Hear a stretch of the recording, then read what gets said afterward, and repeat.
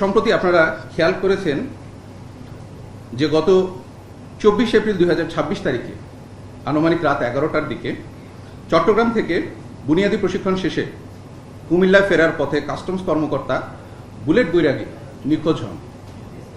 নিখোঁজের 12 ঘন্টা পর 25 এপ্রিল সকাল 7:45টার দিকে ঢাকা চট্টগ্রাম মহাসড়কের কোটবাড়ি এলাকার একটি হোটেলের পাশের ফুটপাত থেকে ময়নামতি হাইওয়ে থানা পুলিশ তার মরদেহ উদ্ধার করেন। তার মুখমণ্ডল সহ শরীরের বিভিন্ন স্থানে আঘাতের চিহ্ন পরিলক্ষিত হয়।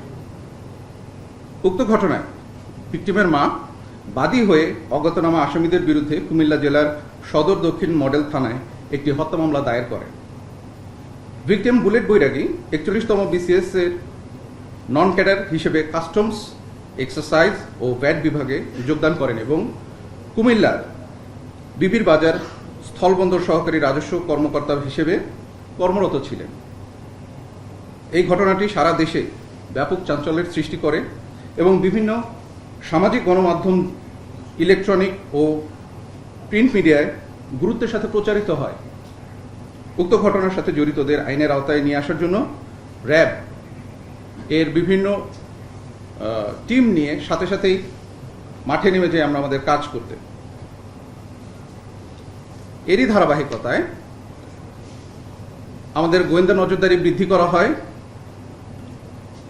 তাদের মাধ্যমে আমরা তথ্য প্রযুক্তির সহায়তায় এবং আরও কিছু প্রাপ্ত গোপন সংবাদের ভিত্তিতে গত 26 এপ্রিল 2026 তারিখে র্যাব 11-র একটি আভিযানিক দল কুমিল্লা জেলার বিভিন্ন এলাকায় অভিযান পরিচালনা করে এবং অভিযান পরিচালনা করার মাধ্যমে উক্ত হত্যাকাণ্ডের সাথে জড়িত অভিযুক্ত মোহাম্মদ সোহাগ, ইসমাইল হোসেন জনি, ইমরান হোসেন হৃদয়, রাহাত হোসেন জুয়েল এবং মোহাম্মদ সুজনকে কুমিল্লা হতে গ্রেফতার করা হয় এবং এই হত্যাকাণ্ডের সাথে সংশ্লিষ্ট একটি সিএনজি, চাপাতি, সুইচ গিয়ার,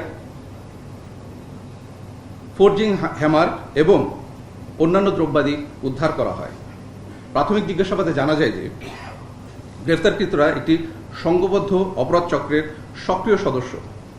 অভিযুক্তরা কুমিল্লা শহরের দূর দূরান্ত থেকে আগত যাত্রীদের রাতের বেলা টার্গেট করে তাদের সিএনজি বা অটোতে তুলে ধারালো অস্ত্রের ভয় দেখিয়ে এবং আঘাত করে ছিনতাই, ডাকাতি সহ বিভিন্ন ধরনের অপরাধ সংগঠন করে আসছিল।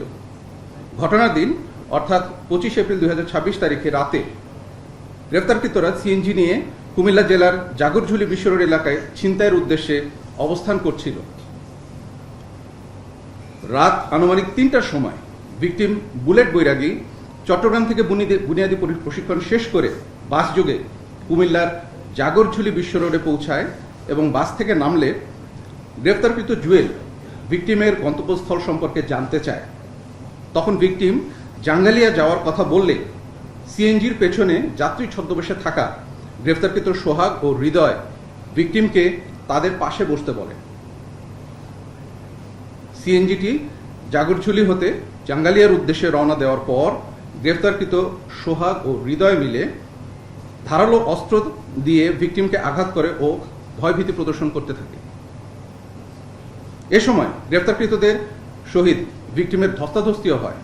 ধস্তাধস্তির এক পর্যায়ে অপর অভিযুক্ত জনি চাকু বের করে ভিকটিমকে ভয় দেখায়, মারধর করে এবং ভিকটিমের সাথে থাকা নগদ টাকা, মোবাইল ও অন্যান্য মালামাল জোরপূর্বক ছিনিয়ে নেয়।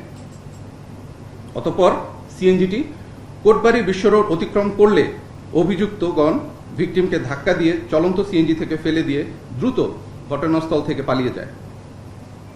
গ্রেফতারকৃতদের আঘাত ও ধাক্কা দিয়ে ফেলে দেওয়ার ফলে মাথার পেছনে প্রচণ্ড আঘাত পেয়ে ভিকটিম ঘটনাস্থলে মৃত্যুবরণ করেন।